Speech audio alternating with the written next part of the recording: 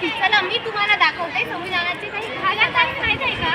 कलम 14 नुसार कायद्यापुढे सर्व समान आहे आणि कलम 21 अ नुसार 6 ते 14 वर्ष वयोगटातील प्रत्येक बालकाला शिक्षण मिळण्याचा मूलभूत हक्क आहे.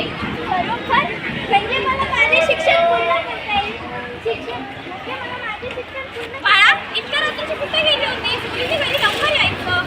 पण आई, मी कामानिमित्त बाहेर गेले होते. हे काय नाही, पुरुषांनीच घरची कामे करायची. हाच आपला समाज आहे. नाही, हा आपला समाज नाही, हा भेदभाव आहे. मलाही माझ्या आवडीचं काम करण्याचा आणि सुरक्षितपणे बाहेर पडण्याचा हक्क आहे. कलम 15 काय सांगते? धर्म, जात, लिंग किंवा जन्मस्थान या आधारावर कोणताही भेदभाव केला जाणार नाही. बरोबर, याला निवडण्याचा अधिकार दिला आहे.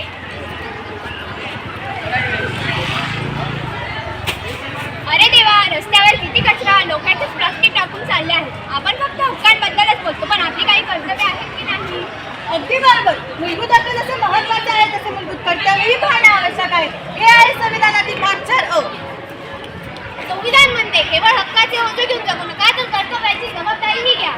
ऐका, आपले कर्तव्य काय आहे? राष्ट्रध्वज आणि राष्ट्रगीताचा आदर करणे, सार्वजनिक मालमत्तेचे रक्षण करणे आणि पर्यावरणाचे रक्षण करणे आणि त्यात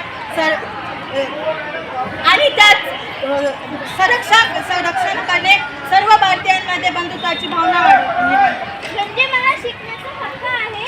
चांगले शिक्षण घेऊन देशाच्या विकासासाठी काही काम करणे हे माझे कर्तव्य आहे. मला समानतेचा हक्क आहे. पण समाजातील नियमांचा आवाज आहे. न्याय, समता, बंधुता आणि धर्मनिरपेक्षता या मूल्यांवर आधारित आपले भविष्य.